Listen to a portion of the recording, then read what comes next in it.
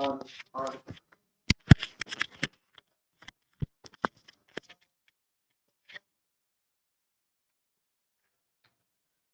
વિદ્યાર્થી મિત્રો, સ્વાગત છે આપ સૌનું જ્ઞાન લાઈવના ઓનલાઈન પ્લેટફોર્મ પર। મિત્રો, આપણે એક મેઇન્સ એક્ઝામની ગાઈડન્સ સિરીઝ સ્ટાર્ટ કરી છે। એનો આજે ત્રીજો લેક્ચર આપણે લેવા જઈ રહ્યા છે અને આપ સૌને ખબર હશે કે આ સિરીઝ તદ્દન ફ્રીમાં છે। જે પણ વિદ્યાર્થીઓ મેઇન્સ એક્ઝામની પ્રિપેરેશન કરી રહ્યા છે એમના ગાઈડન્સ માટે આપણે એક ફ્રીમાં સિરીઝ લોન્ચ કરી છે, જે એક્સક્લુઝિવલી જ્ઞાન લાઈવ યુટ્યુબ ચેનલ ઉપર અવેલેબલ છે। આપ સૌ જાણો છો, ક્લિયર છે। તો આજે એનો આપણે ત્રીજો લેક્ચર લેવા જઈ રહ્યા છીએ। આજના લેક્ચરમાં આપણે અમુક ક્વેશ્ચન સોલ્વ કરીશું અને ક્વેશ્ચન લખવાનો જે અપ્રોચ, કેમ કે આપણને ખબર છે કે મેઇન્સ એક્ઝામ આપણી ડિસ્ક્રિપ્ટિવ નેચરની રહેવાની છે અને એ ડિસ્ક્રિપ્ટિવ નેચરમાં જે માર્ક્સ આપણે પૂછાય છે, માની લો કે 5 માર્કમાં ક્વેશ્ચન પૂછાયો છે કે 10 માર્કનો ક્વેશ્ચન પૂછાયેલો છે, તો એ માર્ક્સને જસ્ટિફાઈ કરે એ રીતે આન્સર રાઇટિંગ કઈ રીતે કરવું એ પણ આપણે શીખી રહ્યા છે। આન્સર કઈ રીતે, brief answer, point to point answer કઈ રીતે લખવો એ પણ આપણે શીખી રહ્યા છે। તો વગેરેનું ગાઈડન્સ લેતી આજે એક સિરીઝ આપણે લોન્ચ કરી છે। એનો ત્રીજો લેક્ચર આપણે શરૂ કરવા જઈ રહ્યા છે। આપ સૌનું જ્ઞાન લાઈવના ઓનલાઈન પ્લેટફોર્મ પર હું ઉર્મિલ પટેલ સ્વાગત કરું છું। મિત્રો, આજના લેક્ચરમાં આપણે થોડી ચર્ચા કરીશું એક્ઝામ વિશે, એક્ઝામ પેટર્ન વિશે અને આન્સર રાઇટિંગ કઈ રીતે કરવું એના વિશે, અને ત્યારબાદ આપણે અમુક ક્વેશ્ચન સોલ્વ કરીશું કે જેથી કરીને આપને ખ્યાલ આવી શકે કે એકચ્યુઅલમાં જો આપણે આન્સર લખવાનો થાય છે તો આપણે આઈડિયલ આન્સર કઈ રીતે લખવો જોઈએ કે જેથી કરીને પૂરેપૂરા માર્ક આવવાની સંભાવના વધી જાય। ક્લિયર છે? તો ચલો વધારે સમય ન લેતા આજનો લેક્ચર આપણે શરૂ કરીએ છીએ। ઓકે, એક્સક્લુઝિવલી યુટ્યુબ ઉપર અવેલેબલ છે। Very good, good afternoon, good evening. ચલો, સ્વાગત છે આપ સૌનું। ચલો, તમારે કોઈ પણ ક્વેરી, કોઈ પણ કન્ફ્યુઝન હોય તો તમે મને કમેન્ટના માધ્યમથી પૂછી શકો છો। ક્લિયર છે? ચલો આગળ વધીએ। તો આજનો લેક્ચર આપણે જે છે એ મેઇન્સ સિરીઝ વિશે છે। આપણને ખ્યાલ છે કે જે આપણી મિકેનિકલની મેઇન્સ એક્ઝામ આવે છે, ક્લિયર છે। હવે આ મેઇન્સ એક્ઝામ જે છે એ કઈ કઈ મેઇન્સ એક્ઝામ માટે કામ લાગશે, તો વાત કરીએ તો મિત્રો એક્ઝિક્યુટિવ એન્જિનિયરની મેઇન્સ એક્ઝામ હોય, કે સિવાય વાત કરીએ તો ડેપ્યુટી એક્ઝિક્યુટિવ એન્જિનિયરની મેઇન એક્ઝામ હોય, કે પછી અસિસ્ટન્ટ એન્જિનિયર, અને હવે તો તમને ખબર હશે કે ભાઈ એડિશનલ આસિસ્ટન્ટ એન્જિનિયર માટે પણ મેઇન્સ એક્ઝામ લેવામાં આવી રહી છે। ક્લિયર છે? તો વગેરે જેવી અલગ અલગ જે પોસ્ટ છે એની એક્ઝામ્સ લેવાતી હોય છે મેઇન્સ એક્ઝામ, કે જે પર્ટિક્યુલરલી ડિસ્ક્રિપ્ટિવ મેનરમાં હોય છે અને એ ડિસ્ક્રિપ્ટિવ મેનરમાં આપણે આન્સર રાઇટિંગ કઈ રીતે કરવાનું છે એ આપણે શીખવાના છે। હવે બીજો પ્રશ્ન એ છે કે આ ફક્ત મેઇન્સ એક્ઝામ માટે જ કામમાં નથી આવવાનું। જે પણ મિત્રો મિકેનિકલ એન્જિનિયરિંગ અથવા તો ઓટોમોબાઈલ એન્જિનિયરિંગની કોઈ પણ કોમ્પિટિટિવ એક્ઝામની પ્રિપેરેશન કરી રહ્યા છે એ દરેક વિદ્યાર્થી માટે આ લેક્ચર ઇમ્પોર્ટન્ટ પુરવાર થશે। એનું કારણ તો કે ભાઈ આમાં આપણે જે ક્વેશ્ચન સોલ્વ કરીશું એ આપણે જે બેચમાં ભણીએ છીએ, અત્યારે હાલ આપણી જે બે બેચ ચાલી રહી છે, ફાઉન્ડેશન બેચ અને GSECL જેઈ બેચ, તો એ બંને બેચમાં આપણે જે ભણી રહ્યા છે એની જ એપ્લિકેશન, એનું જ આપણે અહીંયા પ્રેક્ટિસ કરવાની છે। ક્લિયર છે? તો જે મિત્રો મિકેનિકલ અથવા તો ઓટોમોબાઈલ એન્જિનિયરિંગની કોઈ પણ એક્ઝામની પ્રિપેરેશન કરી રહ્યા છે એ દરેક વિદ્યાર્થી મિત્રો માટે આજનો લેક્ચર આ જે છે ઇમ્પોર્ટન્ટ સાબિત થવાનો છે। અહીંયા તમારી પ્રેક્ટિસ થશે, અહીંયા તમારી સ્કિલ ડેવલપ થશે, અહીંયા તમારું બેઝિક તમારું વધારે મજબૂત થશે, ફાઉન્ડેશન તમારું કોર જે છે એ તમારી સ્ટ્રેન્થ જે છે એ વધશે। ક્લિયર છે? અને તમને ખ્યાલ પણ આવશે કે કેવા પ્રકારના ક્વેશ્ચન્સ અહીંયાથી પૂછાતા હોય છે। ચલો જોઈએ આગળ। તો કે ભાઈ મારે વાત કરવી છે કે કેટલા ટાઈપના ક્વેશ્ચન અહીંયાથી મેઇન્સ એક્ઝામમાં આવતા હોય છે। તો જો બેસિકલી વાત કરવા જઈએ તો 40 થી 50 વર્ડ્સમાં 5 માર્કના ક્વેશ્ચન પૂછાતા હોય છે। તમારી પાસે 3 ટાઈપના અલગ અલગ ક્વેશ્ચન્સ પૂછાતા હોય છે। એમાં એક બેઝિક ક્વેશ્ચન જે છે એ છે 5 માર્કનો, કે જેનો જવાબ તમારે 40 થી 50 શબ્દોમાં આપવાનો છે। હવે અહીંયા જવાબ કેટલા શબ્દોમાં આપવો, કેટલો ડીપમાં એક્સપ્લેન કરવો, પોઈન્ટ ટુ પોઈન્ટ કેટલું લખવું, બ્રીફિંગ કેટલું કરવું, બધું જ ડિપેન્ડ કરશે તમારો ક્વેશ્ચન કેટલા માર્કમાં પૂછેલો છે।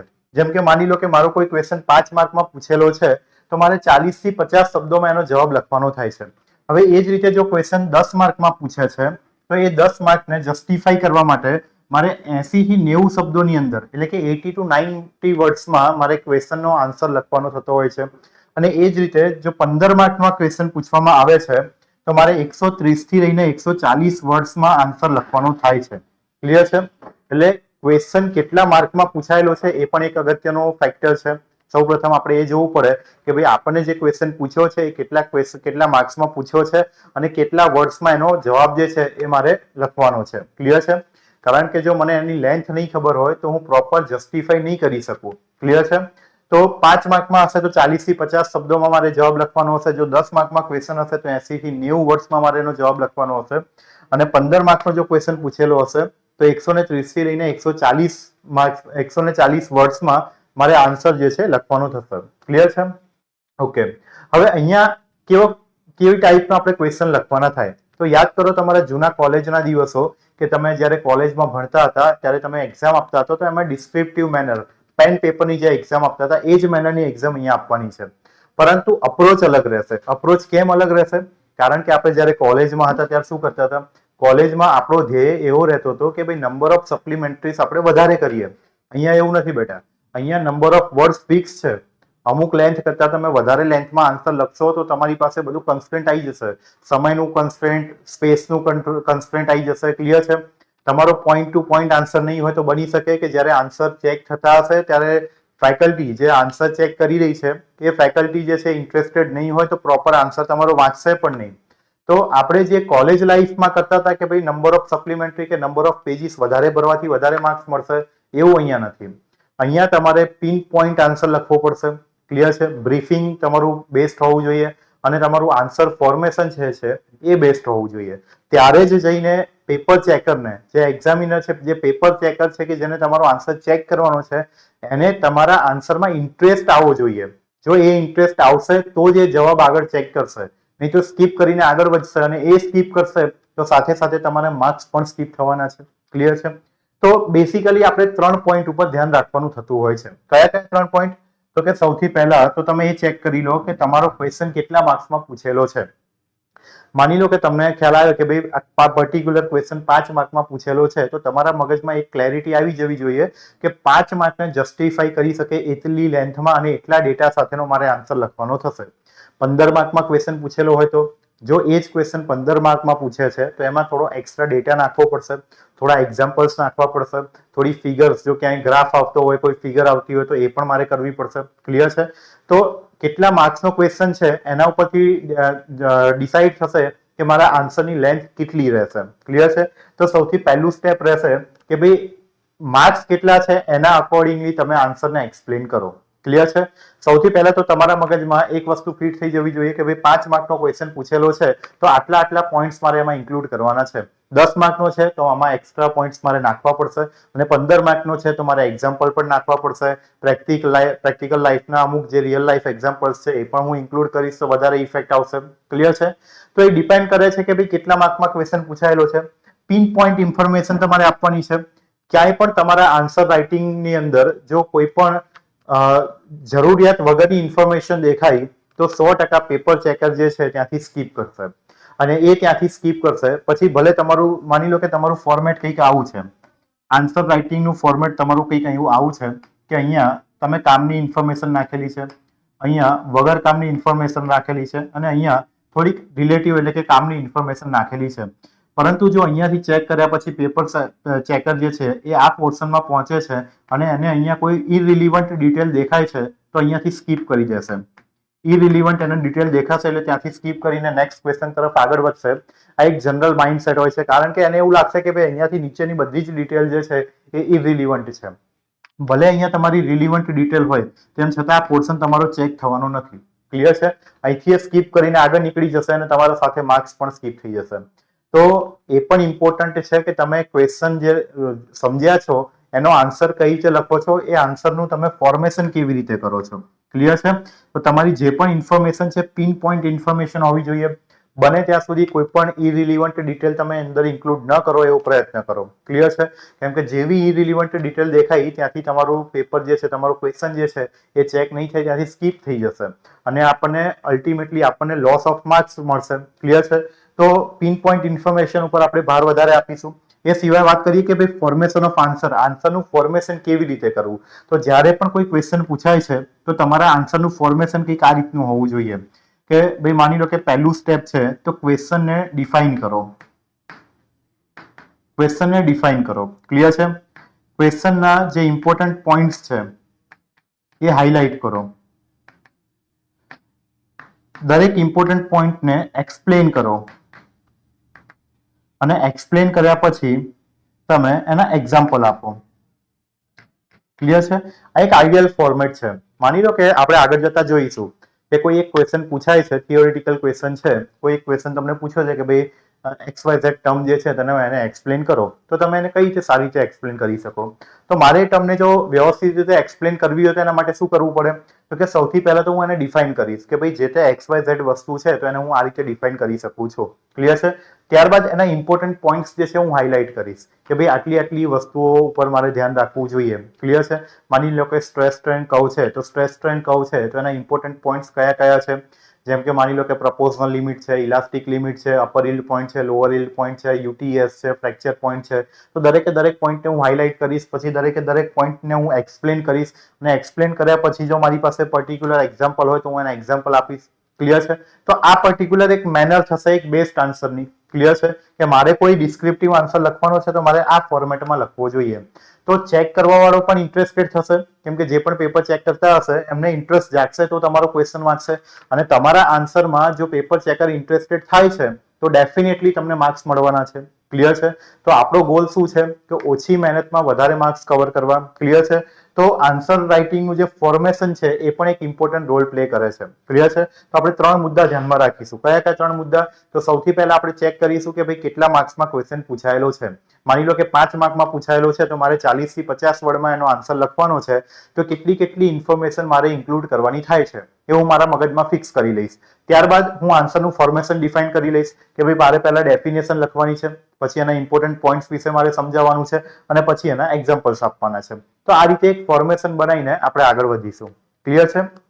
ચલો, તો મેં વાત કરી એમ કે ભાઈ આ ફક્ત ને ફક્ત મેઇન્સ બેચના વિદ્યાર્થીઓ માટે જ ઇમ્પોર્ટન્ટ છે એવું નથી, અથવા તો જે પણ વિદ્યાર્થી નવી પ્રિપેરેશન કરી રહ્યા છે, ફ્રેશ છે, કે જે કોમ્પિટિટિવ એક્ઝામના વર્લ્ડમાં જસ્ટ અમને પગ મૂક્યો છે કે હવે કોઈ એક્ઝામ આપવાના છે, તો બની શકે કે આજે તમે કદાચ માની લો કે કોઈ એક્ઝામની તૈયારી કરો છો, એમાં મેઇન્સ નથી, પણ આગળ જતા બીજી કોઈ એક્ઝામ આવશે, બીજી કોઈ વેકેન્સી આવશે, એમાં મેઇન્સ એક્ઝામ હોઈ શકે છે.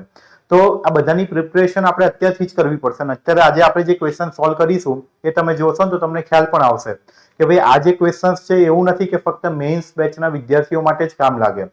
મિકેનિકલ અને ઓટોમોબાઈલ એન્જિનિયરિંગના ફિલ્ડમાં તૈયારી કરતા, કોમ્પિટિટિવ વર્લ્ડમાં તૈયારી કરતા જે પણ વિદ્યાર્થીઓ છે, દરેકે દરેક વિદ્યાર્થીઓને આજનો જે લેક્ચર છે કામ લાગવાનો છે. કારણ કે બેઝિક વસ્તુઓ પૂછતા હોય છે એ લોકો, એના બેઝિક આપણે આન્સર આપતા હોઈએ છીએ, અને અલ્ટિમેટલી આપણે આપણું કોર જે છે એ સ્ટ્રેન્થન કરતા હોઈએ છીએ. ક્લિયર છે? તો વધારે સમય ન લેતા આજનો આપણે સૌપ્રથમ પહેલો ક્વેશ્ચન જોઈએ છે. ક્વેશ્ચન છે 10 માર્કમાં પૂછેલો છે, એટલે મને એ તો ખબર પડી જાય છે કે ભાઈ 10 માર્કમાં પૂછેલો ક્વેશ્ચન છે, એટલે કે મારે 80 થી 90 વર્ડ્સમાં આન્સર લખવાનો છે. ક્લિયર છે? 80 થી 90 વર્ડ્સમાં મારે આન્સર લખવાનો થાય છે. અચ્છા, કોઈ પણ વિદ્યાર્થીઓને કોઈ ક્વેરી, કોઈ કન્ફ્યુઝન હોય તો બેટા મને કમેન્ટ કરીને પૂછી લેજો. ક્લિયર છે?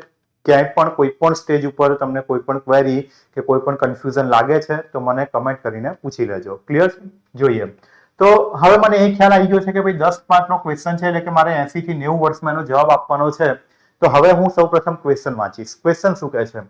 A particle moves along a straight line and its motion is represented by the equation s is equals to 16t plus 4t square minus 3t cube, where s is in the meter and t is in second. Okay. હવે અહીંયાથી મને ખબર પડી ગઈ છે, કેમ કે આપણે હમણાં જ બેચમાં ભણીને આવ્યા છે બેટા. જે પણ વિદ્યાર્થીઓ મારી સાથે ફાઉન્ડેશન બેચમાં કે GSCCL બેચમાં જોડાયેલા છે એમને ખ્યાલ હશે કે ભાઈ આપણે રિસેન્ટલી મોશન એટલે કે ડાયનેમિકનો પોર્શન જે છે મિકેનિક્સનો એ કમ્પ્લીટ કરી ચૂક્યા છે, ને એમાં આપણે આ ટોપિક ભણેલા છે કે ભાઈ motion along straight line. Clear છે? એ સિવાય આપણે કર્વીલિનિયર મોશન પણ ભણેલા છે. તો આપણને ખબર છે, ઇક્વેશન જોઈને આપણને ખબર પડી ગઈ કે ભાઈ સ્ટ્રેટ લાઇનના અલોંગમાં જે મોશન ચાલી રહી છે એની વાત થઈ રહી છે. ઓકે. હવે અહીંયા પૂછ્યું છે શું? તો કે સર ડિસ્પ્લેસમેન્ટ S જે છે એ મારું ડિસ્પ્લેસમેન્ટ છે, એટલે કે મને ડિસ્પ્લેસમેન્ટનું એક ઇક્વેશન આપેલું છે. ક્લિયર છે? ડિસ્પ્લેસમેન્ટનું in the terms of time t, ડિસ્પ્લેસમેન્ટનું equation in the terms of time t મને આપેલું છે, અને s જે છે મને મીટરમાં આપ્યો છે, ટાઈમ t મને સેકન્ડમાં આપ્યો છે, અને હવે મને 3 વસ્તુ પૂછેલી છે. ક્વેશ્ચન નંબર 1 મને પૂછ્યો છે ડિસ્પ્લેસમેન્ટ, વેલોસિટી અને એક્સેલરેશન 2 સેકન્ડ આફ્ટર સ્ટાર્ટ, એટલે કે મોશન સ્ટાર્ટ થયા પછી 2 સેકન્ડ પછી ડિસ્પ્લેસમેન્ટ કેટલું હશે, વેલોસિટી કેટલી હશે અને એક્સેલરેશન કેટલું હશે એ મારે ફાઇન્ડ કરવાનું છે. સમજાવવાનો પ્રયત્ન કરું કે તમે તમારા ઘરેથી બાઇક લઈને નીકળો છો, ક્લિયર છે, બાઇક તમે સ્ટાર્ટ કર્યું અને તમે તમારા ઘરેથી મોશન ચાલુ કરી, તો જેવી 2 સેકન્ડ પતી એ 2 સેકન્ડ પછી તમે કેટલું ડિસ્પ્લેસમેન્ટ કર્યું હશે, 2 સેકન્ડ પછી તમારી વેલોસિટી કેટલી હશે અને 2 સેકન્ડ પછી એક્સેલરેશન કેટલું હશે. પહેલો ક્વેશ્ચન એ છે. બીજા નંબરનો ક્વેશ્ચન શું કહે છે? સર બીજા નંબરનો ક્વેશ્ચનમાં પૂછ્યું છે displacement and acceleration when velocity is 0. હવે જ્યારે તમારી વેલોસિટી 0 હશે ત્યારે તમે કેટલું ડિસ્પ્લેસમેન્ટ કર્યું હશે અને એ વખતે એક્સેલરેશન કેટલું હશે એ ફાઇન્ડ કરવાનું છે. અને ત્રીજો ક્વેશ્ચન શું પૂછ્યો છે? ત્રીજો ક્વેશ્ચન પૂછ્યો છે displacement and velocity when acceleration is 0. માની લો કે જ્યારે એક્સેલરેશન 0 છે તો એ સમયે ડિસ્પ્લેસમેન્ટ અને વેલોસિટી કેટલી હશે. આ ત્રણ વસ્તુ મને પૂછી છે. ક્વેશ્ચન જોતા મને ખ્યાલ આવી ગયો છે કે ભાઈ ક્વેશ્ચન ન્યુમેરિકલ નેચરનો છે, ક્લિયર છે, એટલે કે આમાં મારે કેલ્ક્યુલેશન્સ કરવાના છે. તો હવે મારે આમાં ફોર્મેશન ઉપર બહુ મગજમારી કરવી નહીં પડે, ફોર્મેશન ઉપર મારે બહુ ફોકસ નહીં કરવું પડે. કેમ? કારણ કે સિમ્પલી મને જે ગીવન ડેટા આપ્યો છે એ ગીવન ડેટા મારે લખવાનો થશે અને ત્યારબાદ જે ક્વેશ્ચન પૂછ્યા છે સ્ટેપ બાય સ્ટેપ હું ત્રણે ત્રણના આન્સર આપતો જઈશ, એટલે મારે ફોર્મેશનની બહુ ચિંતા અહીંયા છે નહીં. કોઈ વાંધો નહીં, આપણે સ્ટાર્ટ કરીએ. તો ક્વેશ્ચનમાં મને એક ઇક્વેશન આપેલું છે, s is equals to 16t plus 4t square minus 3t cube. અચ્છા, આ ઇક્વેશન શેનું કહેવાય બેટા? તો કે આ છે ને સર ડિસ્પ્લેસમેન્ટનું ઇક્વેશન છે. શેનું ઇક્વેશન છે? આ છે ડિસ્પ્લેસમેન્ટનું ઇક્વેશન, ક્લિયર છે. s જે છે મારું ડિસ્પ્લેસમેન્ટ છે, t મારો ટાઈમ છે. હવે અહીંયાથી મને પહેલો ક્વેશ્ચન એવો પૂછ્યો છે કે ભાઈ displacement, velocity and acceleration 2 seconds after the start, એટલે કે મોશન શરૂ થયાના 2 સેકન્ડ પછી કેટલું ડિસ્પ્લેસમેન્ટ થાય છે, કેટલી વેલોસિટી હશે અને કેટલું એક્સેલરેશન હશે એ મારે ફાઇન્ડ કરવાનું છે. એકદમ ઈઝી ક્વેશ્ચન છે, આપણે હમણાં જસ્ટ ભણીને પણ આવ્યા છે કે ભાઈ 2 સેકન્ડ પછી મારે ફાઇન્ડ કરવાનું છે. તો સીધી વસ્તુ છે કે ભાઈ t is equals to 2 મારે મૂકવાનું થશે. મને જે ઇક્વેશન આપેલું છે એ ઇક્વેશનમાં મારે t is equals to 2 મૂકી દેવાનું થશે, ક્લિયર છે, કેમ કે t મારો ટાઈમ છે. ટાઈમની જગ્યાએ હું 2 સેકન્ડ મૂકી દઈશ. આ ઇક્વેશનમાં જ્યાં જ્યાં મને t દેખાય છે ત્યાં હું 2 સેકન્ડ મૂકી દઈશ, t ની વેલ્યુ 2 મૂકી દઈશ, એટલે મને 2 સેકન્ડ પછીનું ડિસ્પ્લેસમેન્ટ, 2 સેકન્ડ પછીની વેલોસિટી અને 2 સેકન્ડ પછીનું એક્સેલરેશન મળી જશે. ચલો સ્ટાર્ટ કરીએ. તો કે પહેલા ઇક્વેશન મારી પાસે હતું s is equals to 16t plus 4t square minus 3t cube, clear છે. તો અહીંયાથી હું વેલ્યુ મૂકી દઉં છું તો શું થશે? Sir s is equals to 16 into 2 થઈ જશે, ક્લિયર છે, ઓકે, પ્લસ 4 into 2 નો સ્ક્વેર થઈ જશે એન્ડ માઇનસ 3 into 2 નો ક્યુબ, ક્લિયર છે. અચ્છા, આ 16 દુ 32 થઈ જાય બેટા, યસ, પ્લસ 2 નો સ્ક્વેર થઈ જશે 4 અને 4 પ્લસ 4 into 4 થઈ જશે 16 માઇનસ 2 નો ક્યુબ, 2 દુ 4 દુ 8 અને 8 તરી 24, ક્લિયર છે. ચલો ભાઈ આવું થઈ જશે, ઓકે. હવે 16 અને 24, 16 માંથી 24 જાય કેટલા બચે બેટા? સર આ 32 છે અને 16 માંથી 24 જાય તો માઇનસ 8 વધે, ક્લિયર છે. તો અહીંયાથી મારો જવાબ આવી જશે 24 મીટર. તો અહીંયાથી મને s એટલે કે ડિસ્પ્લેસમેન્ટ મળી જાય છે 24 મીટર, ક્લિયર છે. એટલે કે મોશન સ્ટાર્ટ થયા પછી 2 સેકન્ડ પછી જો ચેક કરવામાં આવશે તો 2 સેકન્ડની અંદર 24 મીટર જેટલું ડિસ્પ્લેસમેન્ટ થયેલું હશે. કેટલું? 2 સેકન્ડમાં 24 મીટર જેટલું ડિસ્પ્લેસમેન્ટ થયેલું હશે, ઓકે. આ તો ઈઝી હતું, પણ હવે મને પૂછ્યું છે વેલોસિટી. અચ્છા, વેલોસિટી કઈ રીતે ફાઇન્ડ થશે બેટા? તો વેલોસિટી ફાઇન્ડ કરવું હોય તો આપણે શીખ્યા છે અને જે પણ વિદ્યાર્થીઓ મેઇન્સ બેચ સુધી પહોંચી ગયા છે એમને તો આ વસ્તુઓની ખબર જ હશે, કેમ કે એમને પ્રિલિમ ક્લિયર કરેલી છે, ક્લિયર છે. અને જે વિદ્યાર્થી હજી પ્રિલિમની તૈયારી કરી રહ્યા છે અને જે મારી સાથે બેચમાં જોડાયેલા છે એમને પણ ખબર છે કે ભાઈ ડિસ્પ્લેસમેન્ટ જે છે એનું ફર્સ્ટ ટાઈમ ડેરિવેશન લેવામાં આવે, એટલે કે વિકલન કરવામાં આવે સમયની સાથે with respect to time derivation કરવામાં આવે ડિસ્પ્લેસમેન્ટનું, તો વેલોસિટી મળે. એટલે કે વેલોસિટી v શું હોય? તો કે ds by dt હોય, ક્લિયર છે. એટલે કે ડિસ્પ્લેસમેન્ટનું સમયની સાથે first derivation ds by dt, એટલે કે મારી પાસે આ જે ઇક્વેશન છે આ ઇક્વેશનનું મારે ડેરિવેશન લેવાનું છે, વિકલન કરવાનું છે. અને વિકલન મેં શીખવાડ્યું છે કે ભાઈ વિકલનમાં શું થાય? ઘાત આગળ, ઘાતમાંથી એક ઓછું, ક્લિયર છે. ચલો જોઈએ. અહીંયા શું છે? 16t. તો 16t નું શું થઈ જશે? તો સર ડાયરેક્ટલી હું અહીંયા લખી દઉં છું કે ભાઈ velocity v is equals to ds by dt is equals to, અહીંયા શું થઈ જાય ભાઈ? 16t નું ડેરિવેશન થઈ જશે 16, કારણ કે t ની ઘાત 1 છે, t નો પાવર કેટલો છે? 1 છે, 1 આગળ આવી જાય તો અને 1 માંથી 1 ઘાત ઓછી થાય તો 1 માં 1 માઇનસ 1 0 થઈ જાય. જો ભાઈ આવું થશે, 16t છે એનું હું ds by dt કરવા જાઉં તો આ 16t નું શું થઈ જાય ભાઈ? ઘાત 1 છે તો ઘાત આગળ આવી જાય અને ઘાતમાંથી 1 ઓછું એટલે કે ઘાત 0 થઈ જશે. અત્યારે 1 છે, 1 માંથી 1 જાય તો 0, કોઈ પણ ની 0 ઘાત એટલે 1 થઈ જાય. તો કે 16 ઇન્ટુ 1 તો આ થઈ જશે 16. ક્લિયર છે? ઓકે, તો આ રીતે અહીંયા થઈ જશે આપણું 16 પ્લસ 4t² છે તો એનું શું થઈ જશે?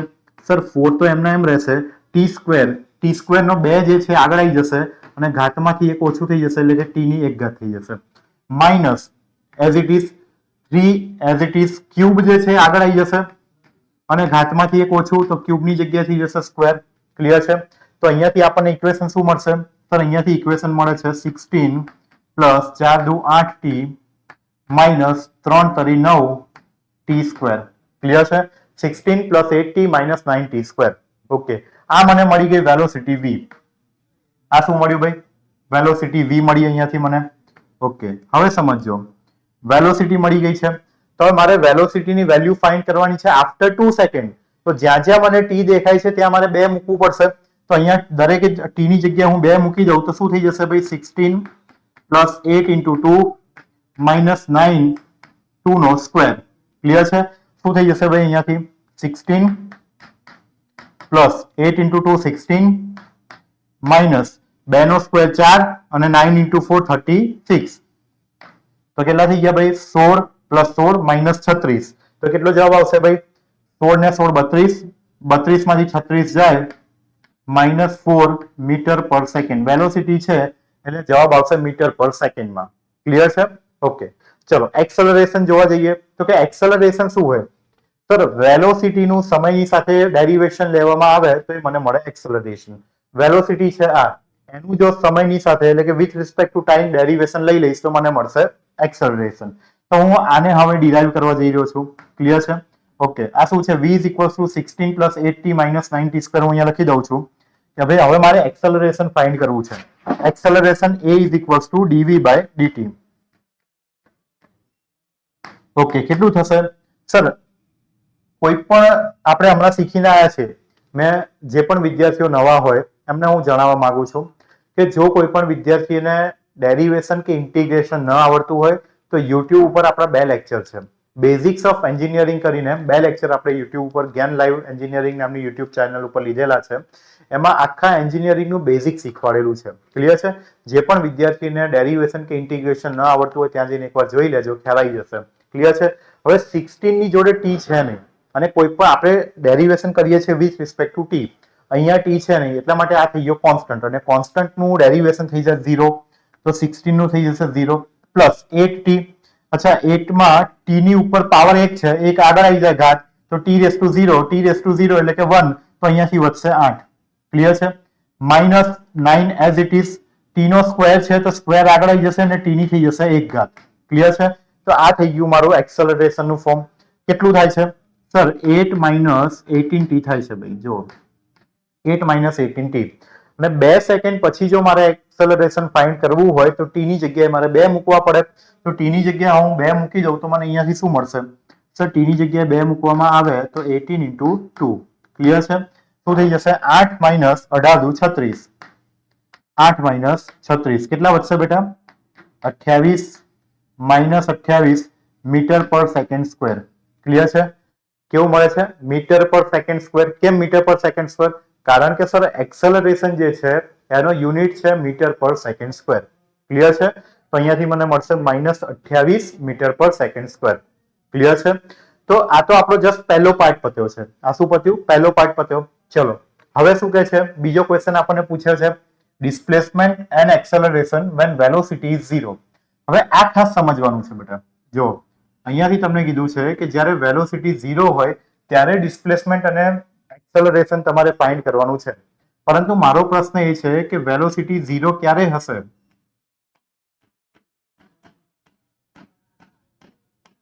વેલોસિટી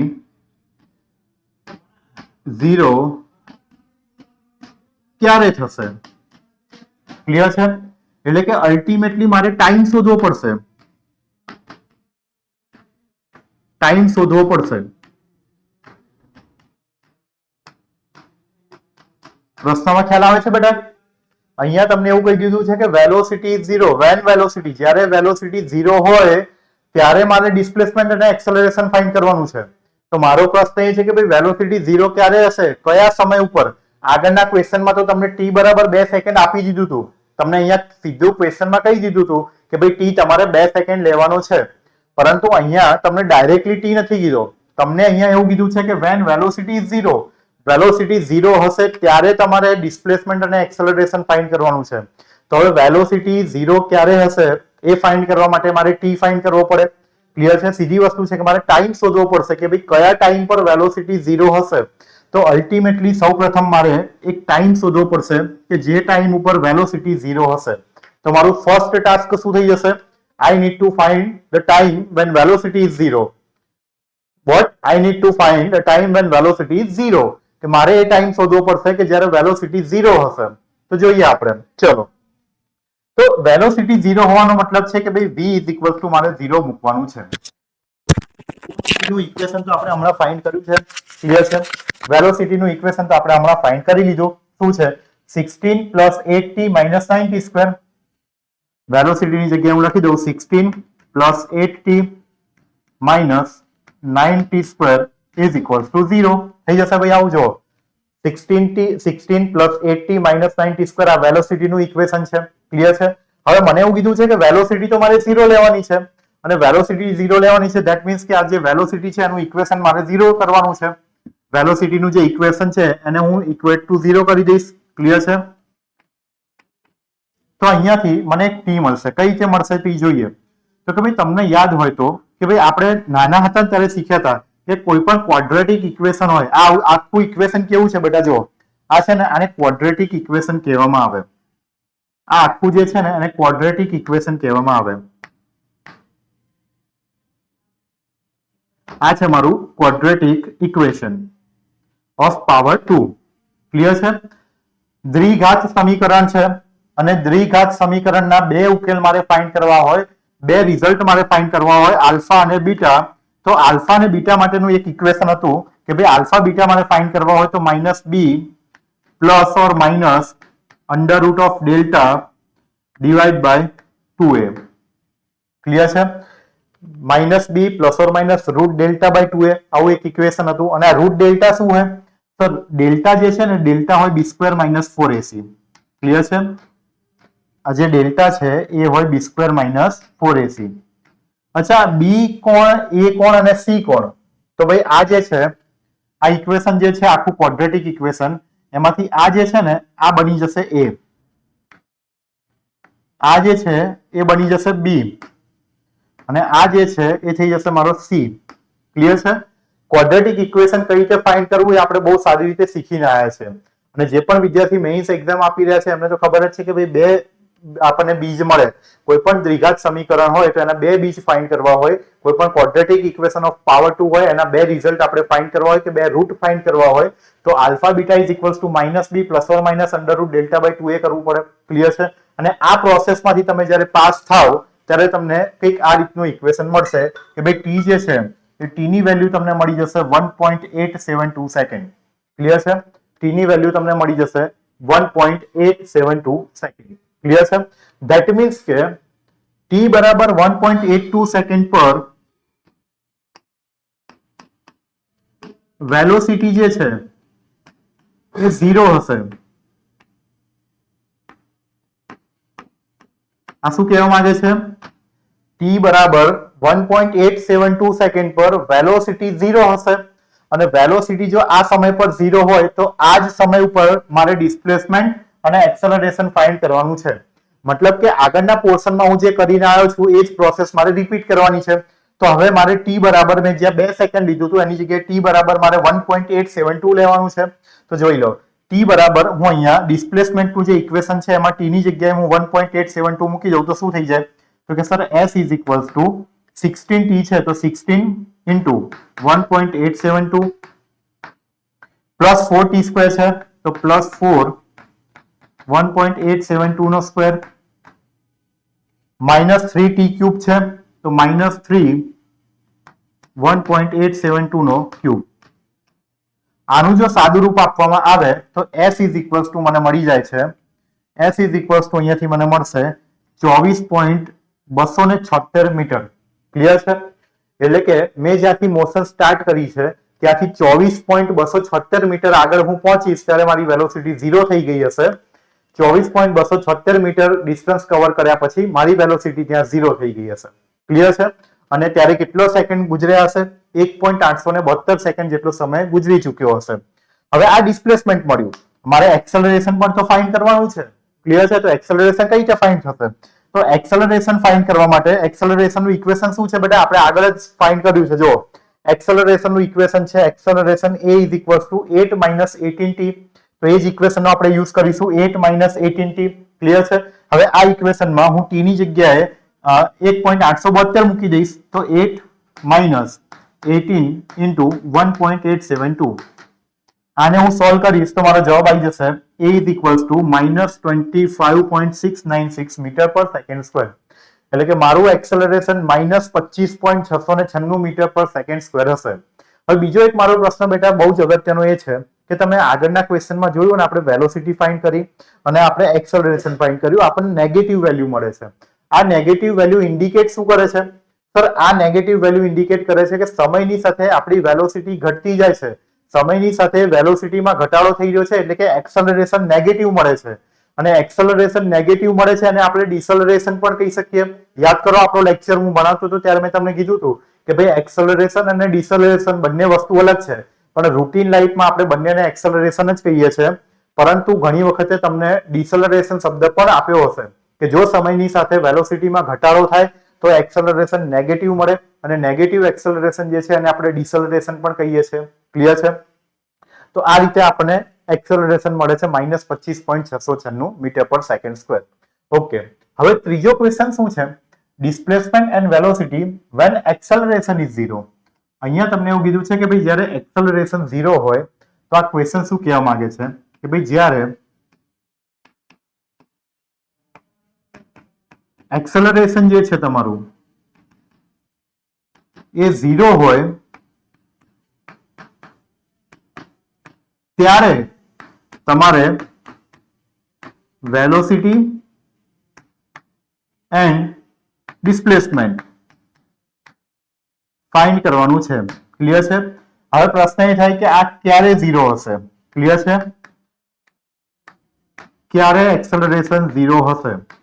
એટલે કે મારે પર્ટિક્યુલરલી ટાઈમ શોધવો પડશે. મારે શું કરવું પડશે બેટા? ટાઈમ શોધવો પડશે. ક્લિયર છે? ચલો, કઈ વાંધો નહીં. આપણે જેવી પ્રોસેસ આગળ કરી એવી જ પ્રોસેસ અહીંયા રિપીટ કરી દઈએ. એક્સેલરેશનનું ઇક્વેશન શું છે? એક્સેલરેશનનું મારી પાસે ઇક્વેશન છે 8 - 18t. ક્લિયર છે? એક્સેલરેશન માટે 0 આપેલું છે, એનો મતલબ કે 8 - 18t = 0 થશે. તો અહીંયાથી મારે t ફાઇન્ડ કરવાનો થશે. અને t મને કેટલો મળે છે ભાઈ? તો t મને મળે છે 0.444 સેકન્ડ. ક્લિયર છે? તો આ થઈ જશે 0.444 સેકન્ડ. તો જ્યારે 0.444 એટલે કે 0.444 સેકન્ડ મારી મોશન સ્ટાર્ટ થયા પછી 0.444 સેકન્ડ ઉપર મને એક્સેલરેશન 0 મળશે. તો 0.444 સેકન્ડ ઉપર એક્સેલરેશન મને જ્યારે 0 મળે છે ત્યારે એ સમય ઉપર મારે ડિસ્પ્લેસમેન્ટ ફાઇન્ડ કરવાનું થશે.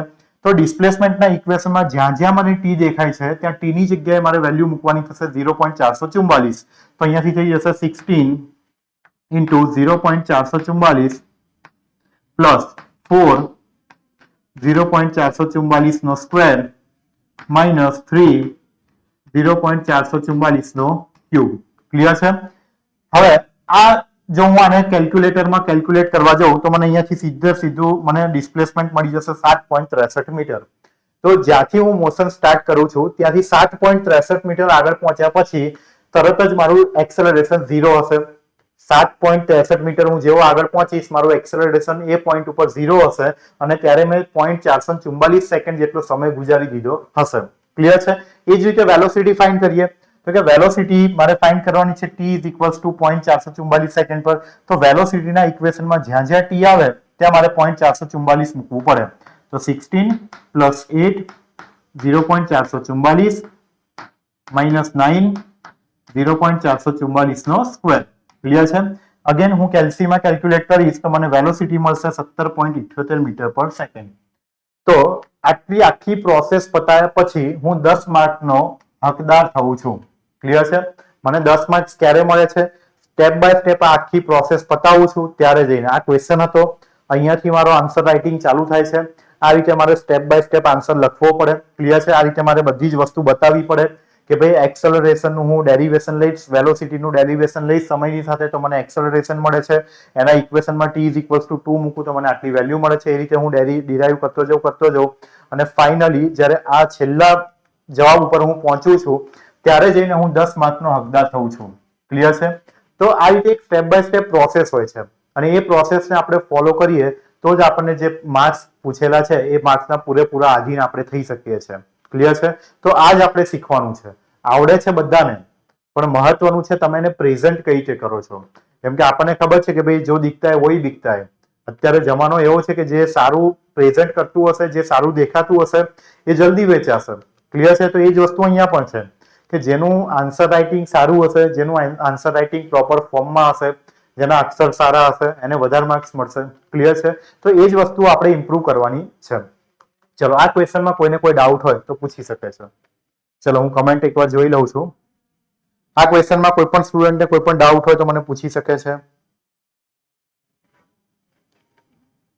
ચલો, વેરી ગુડ. ચલો આગળ વધીએ. નેક્સ્ટ ક્વેશ્ચન લઈએ છે. ક્વેશ્ચન આપણી પાસે છે 10 માર્ક્સમાં. અગેન મારી પાસે 10 માર્ક્સનો એક ક્વેશ્ચન છે. ક્વેશ્ચન શું કીધું છે વાંચીએ. A spherical ball A of 100 gram mass, એક બોલ છે જેનું માસ 100 ગ્રામ છે, when released from rest slides down the surface of a smooth container of height 30 cm. માની લો કે મારી પાસે એક બોલ છે, અહીંયા એક બોલ છે. ક્લિયર છે? એનું 100 ગ્રામ માસ છે. હવે જ્યારે એને અહીંથી સ્લાઇડ કરવામાં આવે છે અને છોડી દેવામાં આવે ત્યારે આ જે સરફેસ છે સ્મૂથ સરફેસ છે, અહીંયાથી સ્લાઇડ થઈને બોલ બી જે છે એને ટકરાય છે. ક્લિયર છે? It collide with a spherical ball of B of mass 25 gram. એટલે કે આ જે 25 ગ્રામ વાળો બોલ છે કે જે રેસ્ટ કન્ડિશનમાં નીચે પડ્યો છે એને જઈને ટકરાય છે. ક્લિયર છે? Resting at the bottom of the container as shown in figure, what should be the height h from which the ball A to be released so that after the first impact the ball B just leave the container. તમને કીધું છે શું ક્વેશ્ચનમાં કે ભાઈ બોલ એ છે, માની લો કે અહીંયા બોલ એ છે, અહીંયાથી હું એને છોડી દઉં તો બોલ એ સરકીને અહીંયા જે નીચે બોલ બી જે સ્થિર અવસ્થામાં છે એને જઈને ટકરાય છે. ક્લિયર છે? આનું માસ આપેલું છે મને 100 ગ્રામ, બોલ બી નું માસ મને આપેલું છે 25 ગ્રામ. હવે તમને ક્વેશ્ચન એવો પૂછ્યો છે કે ભાઈ કેટલી હાઈટ થી આપણે બોલ એને છોડી દઈએ કે જેથી કરીને બોલ સરકીને જો બી ને અથડાય તો બી અથડાયા પછી બોલ બી જે છે એ આ 30 મીટરની હાઈટને ઓવરકમ કરીને આ કન્ટેનરની બહાર ફેંકાઈ જશે. સીધી વસ્તુ છે કે ભાઈ જ્યારે બોલ એ જે છે સ્લાઇડ થઈને બી ને અથડાશે તો બી પોતાની પોઝિશન ચેન્જ કરશે. ક્લિયર છે? કારણ કે જેવું અહીંયા કોલિઝન થશે આ જે બી છે પોતાની અવસ્થા બદલી જશે. કારણ કે અત્યારે આની પાસે જે એનર્જી છે અથડાયા પછી એની એનર્જી બી પાસે આવશે અને જેવી બી પાસે એનર્જી આવશે બી પોતાની પોઝિશન ચેન્જ કરશે. હવે પ્રશ્ન એવો પૂછ્યો છે કે ભાઈ કેટલી હાઈટ થી આપણે એને છોડવો જોઈએ કે જેથી કરીને એ જ્યારે બોલ બી સાથે કોલાઇડ થાય છે ત્યારે બી પાસે એટલી એનર્જી આવી જાય કે જે 30 મીટરની હાઈટ જે છે એને ઓવરકમ કરીને એને કૂદકો મારીને કન્ટેનરની બહાર ફેંકાઈ જાય. એટલે કે મારે આ હાઈટ શોધવાની છે કે કેટલી હાઈટ થી બોલ એને છોડવો જોઈએ કે જેથી કરીને બોલ એ બી જ્યારે બી ને અથડાય ત્યારે બી આ કન્ટેનરની બહાર ફેંકાઈ જાય. ક્લિયર છે? મારે એ હાઈટ શોધવાની છે. મને કોએફિશિયન્ટ ઓફ રેસ્ટિટ્યુશન આપ્યો છે 0.8. સૌથી પહેલા તો એક ન્યુમેરિકલ છે એટલે મારે ગિવન ડેટા ઉપર મારું ફોકસ હોવું જોઈએ. અચ્છા, કેટલો ડેટા આપેલો છે? સર બોલ એ નું માસ આપેલું છે 100 ગ્રામ. ક્લિયર છે? ઓકે. બીજું શું કીધેલું છે કે ભાઈ 30 મીટરની હાઈટ થી મારે 30 મીટર જે છે કન્ટેનર એ 30 સેન્ટીમીટરની જે હાઈટ છે એને ઓવરકમ કરીને બહાર ફેંકવાનો છે. બોલ બી નું માસ કેટલું આપેલું છે? 25 ગ્રામ આપેલું છે. ક્લિયર છે? ઓકે. બીજી કઈ ઇન્ફોર્મેશન આપેલી છે? ના, બસ મારી પાસે આટલી જ ઇન્ફોર્મેશન છે અને કોએફિશિયન્ટ ઓફ રેસ્ટિટ્યુશન આપેલો છે 0.8. તો હું ગિવન ડેટા લખી દઉં કે ભાઈ માસ ઓફ બોલ એ મને આપેલું છે 100 ગ્રામ અને 100 ગ્રામ એટલે હું એને કેજીમાં કન્વર્ટ કરું તો 0.1 કેજી થઈ જશે. એ જ રીતે કન્ટેનરની હાઈટ કેટલી આપી છે? સર કન્ટેનરની હાઈટ આપેલી છે 30 સેન્ટીમીટર એટલે કે 0.3 મીટર. માસ ઓફ બોલ બી કેટલું આપેલું છે? સર બોલ બી નું માસ 25 ગ્રામ આપેલું છે એટલે કે 0.025 કિલોગ્રામ આપેલું છે. અને કોએફિશિયન્ટ ઓફ રેસ્ટિટ્યુશન કેટલો આપેલો છે? સર કોએફિશિયન્ટ ઓફ રેસ્ટિટ્યુશન ઈ મને આપેલો છે 0.8. ક્લિયર છે? કોએફિશિયન્ટ ઓફ રેસ્ટિટ્યુશન મને આપેલો છે 0.8. હવે શું કહે છે સમજો. બોલ એ સ્લાઇડ જ્યારે કરે છે સ્મૂથ સરફેસ ઉપર, અહીંયા સ્પષ્ટ શબ્દોમાં કીધેલું છે સ્મૂથ સરફેસ, અને મેં તમને બૂમો પાડીને ક્લાસમાં શીખવાડ્યું છે કે જ્યાં પણ સ્મૂથ સરફેસ શબ્દ પિક્ચરમાં આવે એટલે તમારે સમજી જવાનું કે ત્યાં આગળ કોઈ ફ્રિક્શન નથી.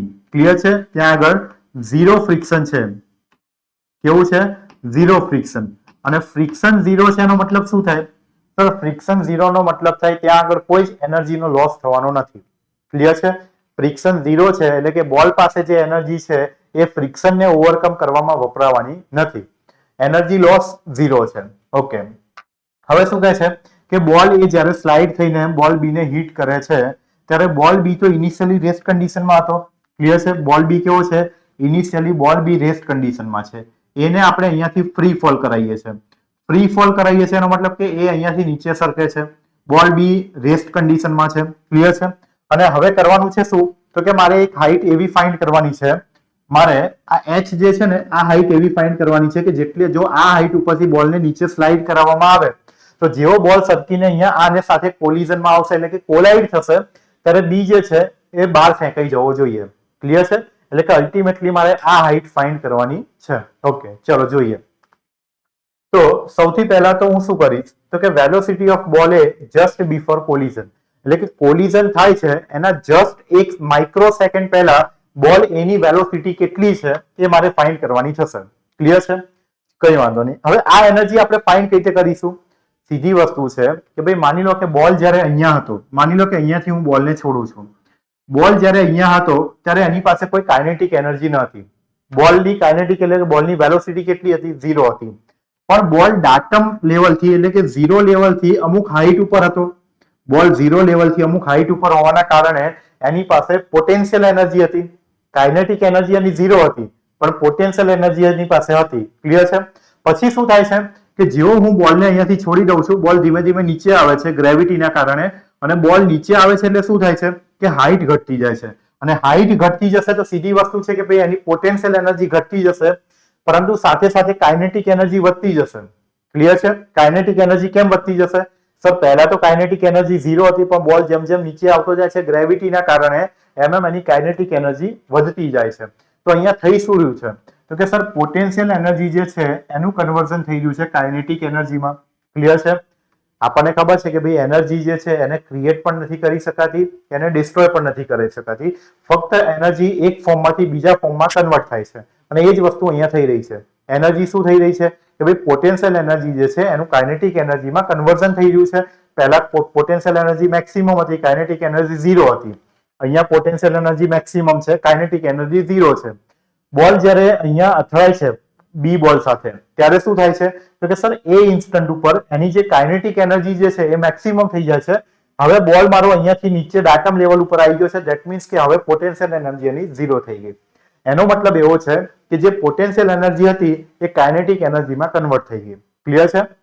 એટલે કે ટોપ પોઝિશન ઉપર જે પોટેન્શિયલ એનર્જી હતી બોટમ પોઝિશન ઉપર એ પોટેન્શિયલ એનર્જી બની ગઈ છે કાઇનેટિક એનર્જી.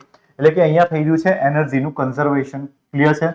તો કન્ઝર્વેશન ઓફ મિકેનિકલ એનર્જીનો રૂલ આપણે ફોલો કરીએ તો જે પોટેન્શિયલ એનર્જી ટોપ ઉપર હતી એટલી જ કાઇનેટિક એનર્જી બોટમ ઉપર હશે અને એનર્જીનો લોસ નથી કારણ કે આપણને સ્મૂથ સરફેસ આપેલી છે એટલે આપણે કોઈ એનર્જીનો અહીંયા લોસ થતો નથી એવું આપણે અઝ્યુમ કરીએ છીએ.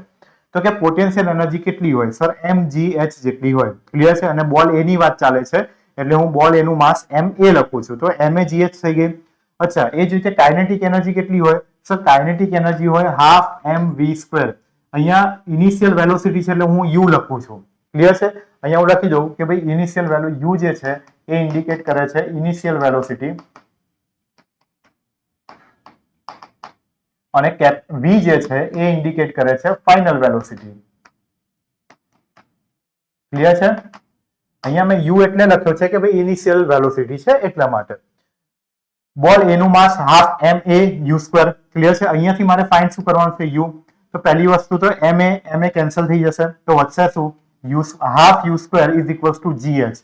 બે સામે જતું રહે તો શું થઈ જાય? ભાઈ જો આવું હતું 1/2 mu² is equals to mgh હતું. ક્લિયર છે? mm તો કેન્સલ થઈ ગયા, હાફ અહીંયા સામે આવી જાય તો 2gh is equals to u² થઈ જાય. આ સ્ક્વેર કાઢવો હોય તો અંડર રૂટ લગાવવું પડે તો under root of 2gh is equals to u² થઈ જશે. ક્લિયર છે? તો એ જ વસ્તુ થઈ ગઈ ભાઈ u is equals to under root of 2gh મને મળી ગઈ. તો કે u ની જે બોલ a છે એની ઇનિશિયલ વેલોસિટી કેટલી હશે? Sir under root of 2gh જેટલી હશે.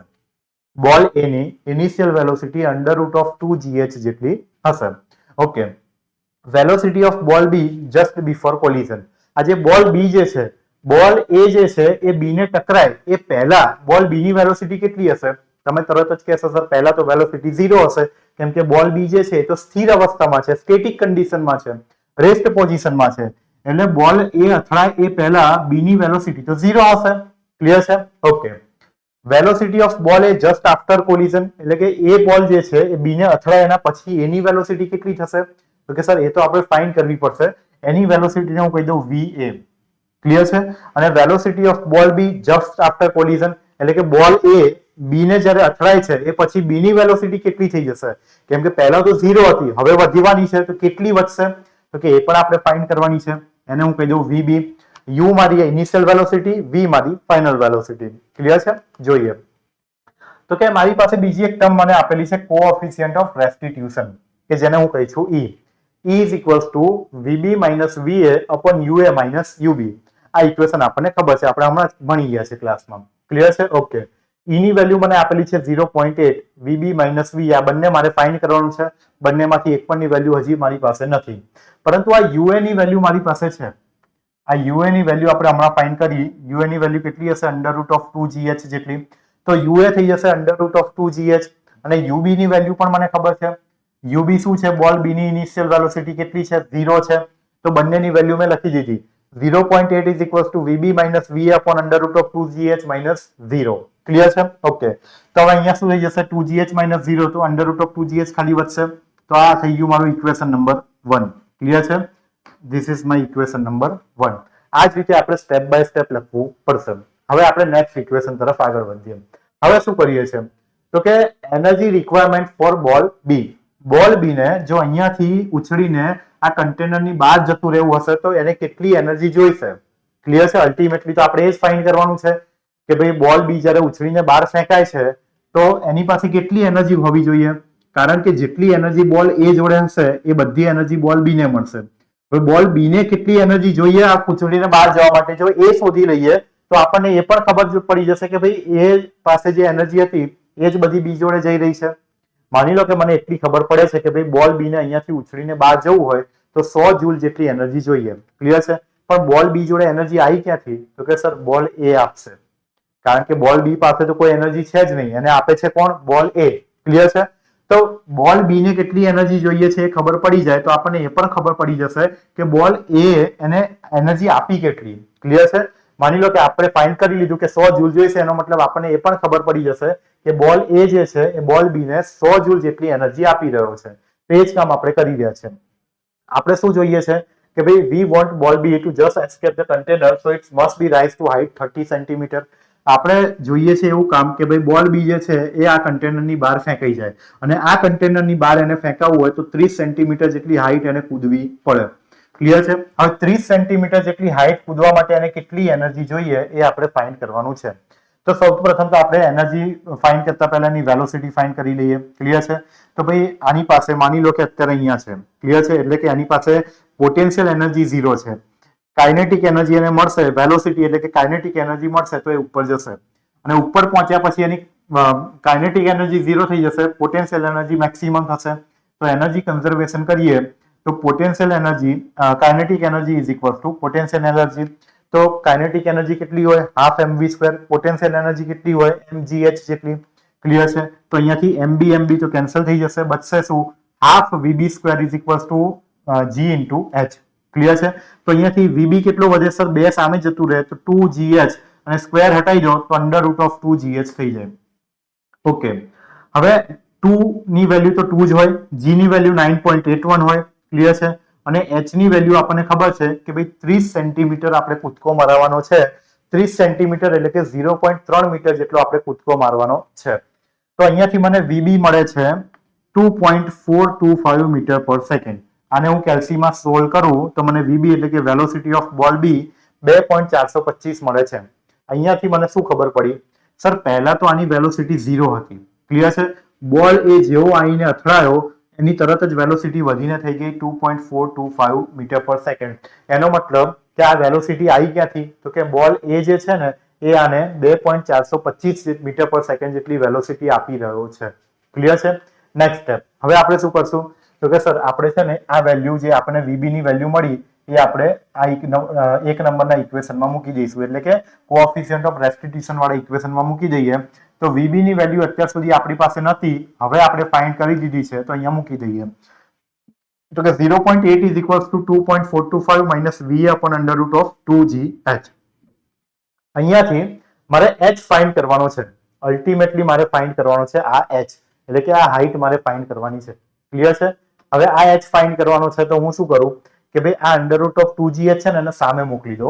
તો સામે 0.8 જોડે ગુણાઈ જશે, તો 0.8 into 2GH is equals to 2.425 minus VA. આવું એક ઇક્વેશન થઈ ગયું. આને હું કહી દઉં ઇક્વેશન નંબર 3. ક્લિયર છે? મને મળી ગયું ઇક્વેશન નંબર 3. વધીએ આગળ. હવે શું કહે છે? કન્ઝર્વેશન ઓફ લિનિયર મોમેન્ટમ કરી લઈએ. તો કે ભાઈ અહીંયા એકચ્યુઅલમાં થશે શું કે ભાઈ આપણે કોલિઝન વાળા ટોપિકમાં ભણી ગયા છે કે ભાઈ લિનિયર મોમેન્ટમ જે પણ હોય એનું કન્ઝર્વેશન થાય, એટલે કે MAUA plus MBUB is equals to MAVA plus MBVB. એટલે કે ઇનિશિયલ જે વેલોસિટી, બંનેની ઇનિશિયલ વેલોસિટીનો સરવાળો જે છે એ બંનેના ફાઇનલ વેલોસિટી અને માસના, એટલે કે મોમેન્ટમ, બંનેની ઇનિશિયલ મોમેન્ટમનો સરવાળો ઇઝ ઇક્વલ્સ ટુ બંનેની ફાઇનલ મોમેન્ટમનો સરવાળો થાય. કારણ કે માની લો કે અત્યારે આની પાસે મોમેન્ટમ નથી, આની પાસે મેક્સિમમ મોમેન્ટમ છે, એ અથડાશે એના પછી શું થશે? તો કે આની મોમેન્ટમ 0 થઈ જશે, પણ આની મોમેન્ટમ મેક્સિમમ થઈ જશે. ક્લિયર છે? એટલે કે આપણે મોમેન્ટમનો અત્યારે કન્ઝર્વેશન કરી રહ્યા છીએ. તો આ ઇક્વેશન ઉપરથી જો વેલ્યુ મૂકવામાં આવે તો MA એટલે કે માસ ઓફ બોલ એ કેટલું છે? 0.1. UA કેટલા છે? 2. Under root of 2GH. MB કેટલા છે? સર MB જે છે ને આપણે સોરી આના ઉપરથી આપણે ડાયરેક્ટ પહેલા તો શું કરીએ? ઇક્વેશન નંબર 4 ફાઇન્ડ કઈ રીતે કરીએ છીએ જોજો ભાઈ. MA છે 0.1, UA છે મારી પાસે 2GH. ક્લિયર છે? UB મારી પાસે 0 છે, આ છે મારી પાસે 0, એટલે કે આખી ટર્મ 0 થઈ જશે. ક્લિયર છે? ઇઝ ઇક્વલ્સ ટુ MA છે 0.1, VA છે, VA મારે ફાઇન્ડ કરવાના છે. MB બોલ B નું માસ કેટલું છે? 0.025 અને VB આપણે હમણાં જ ફાઇન્ડ કર્યા 2.425. ક્લિયર છે? બધી જ વેલ્યુ મૂકી દીધી તો આ થઈ ગયું મારું ઇક્વેશન નંબર 4. ક્લિયર છે? ઇક્વેશન નંબર 4 મળી ગયું. હવે આપણે શું કરવાનું છે તો કે ઇક્વેશન નંબર 3 અને ઇક્વેશન નંબર 4 ઉપરથી અલ્ટિમેટલી મારે હાઈટ h ફાઇન્ડ કરવાની છે. કઈ રીતે ફાઇન્ડ કરીશ? સર બે ઇક્વેશન છે, એમાં બે અનનોન છે. જો અહીંયા VA અનનોન અને h અનનોન, h અનનોન અને VA અનનોન. અને મેથ્સનો એક રૂલ છે કે ભાઈ જેટલા અનનોન એટલા ઇક્વેશન હોવા જોઈએ. બે અનનોન હોય તો બે ઇક્વેશન હોવા જોઈએ, ત્રણ અનનોન હોય તો ત્રણ ઇક્વેશન હોવા જોઈએ, તો તમે એને સોલ્વ કરી શકો. અહીંયા મારી પાસે બે અનનોન છે, બે ઇક્વેશન છે, તો હું ઇઝીલી ફાઇન્ડ કરી લઈશ. અહીંયાથી હું શું કરીશ તો કે આ જે VA છે ને એની વેલ્યુ ફાઇન્ડ કરી લઉં. કઈ રીતે? તો કે સર આ 2. આ જે VA છે ને એને હું પહેલા તો આ સાઈડ લાવી દઉં, તો શું થઈ જશે? 0.8 into under root of 2GH plus VA is equal two 2.425. હવે આ VA ને હું કરતા બનાવું તો શું થાય? Sir VA is equals to 2.425 minus આખી ટર્મ આ બાજુ આવી જશે 0.8 into under root of 2GH. Clear છે? આવું એક ઇક્વેશન મને મળશે. હવે હું શું કરીશ તો કે જ્યાં જ્યાં મને અહીંયા VA દેખાય છે ત્યાં હું આખું ઇક્વેશન લખી દઈશ. ચલો જોઈએ.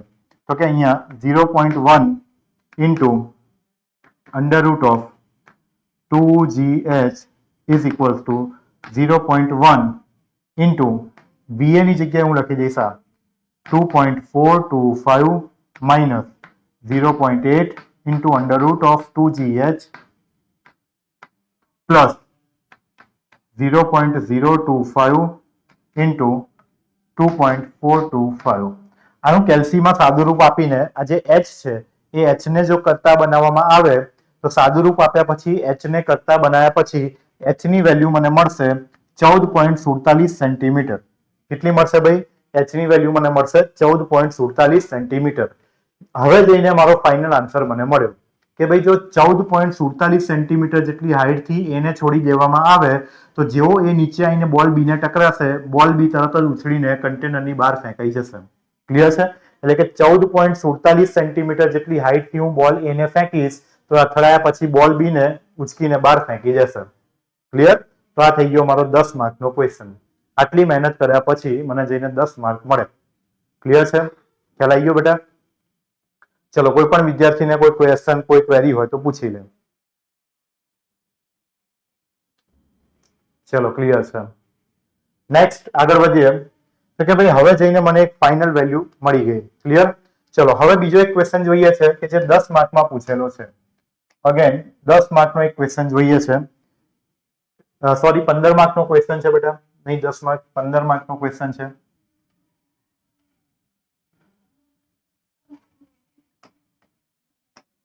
ફિફ્ટીન માર્કનો એક ક્વેશ્ચન છે. જોઈએ શું કહે છે. ક્લિયર છે. State the difference between the properties hardness, yield strength, ultimate tensile strength, fracture strength, creep strength, fatigue strength and impact toughness. અહીંયા અલગ અલગ 7 પ્રોપર્ટી આપી છે અને 7 પ્રોપર્ટી વિશે તમારે સમજાવવાનું છે. ક્લિયર છે. 15 માર્કનો ક્વેશ્ચન છે. 7 પ્રોપર્ટી છે. આ 7 પ્રોપર્ટી એકબીજાથી અલગ કઈ રીતે પડે છે એ તમારે સમજાવવાનું છે. તો શરૂ કરીએ કે ભાઈ ક્વેશ્ચન કઈ રીતે લખવો. તો ભાઈ 15 માર્કનો ક્વેશ્ચન છે. આપણને ખબર છે કે ભાઈ 15 માર્ક જસ્ટિફાઈ થાય એ પ્રમાણે આપણે 130 થી 140 શબ્દોમાં જવાબ લખવો પડશે. ક્લિયર છે. તો દરેક પ્રોપર્ટીને આપણે આ રીતે ડિફાઇન કરીશું કે સૌથી પહેલા માની લો કે હાર્ડનેસ છે, તો હાર્ડનેસની ડેફિનેશન શું છે આપણે એને ડિફાઇન કરીશું. ત્યારબાદ કી પોઈન્ટ્સ કયા કયા છે અને એના એક્ઝામ્પલ. ક્લિયર છે. તો હાર્ડનેસની વાત કરીએ તો કે ભાઈ હાર્ડનેસને ડિફાઇન કરવા જઈએ તો હાર્ડનેસ કોને કહેવાય.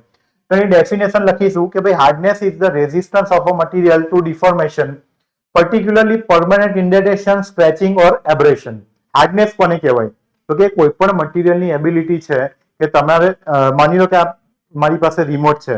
હવે રિમોટ ઉપર હું પેનથી સ્ક્રેચ પાડવા જાઉં તો કદાચ નહીં પડે. કેમ? કારણ કે જે પેન છે પેન કરતા મારા રિમોટનું મટીરિયલ વધારે હાર્ડ છે.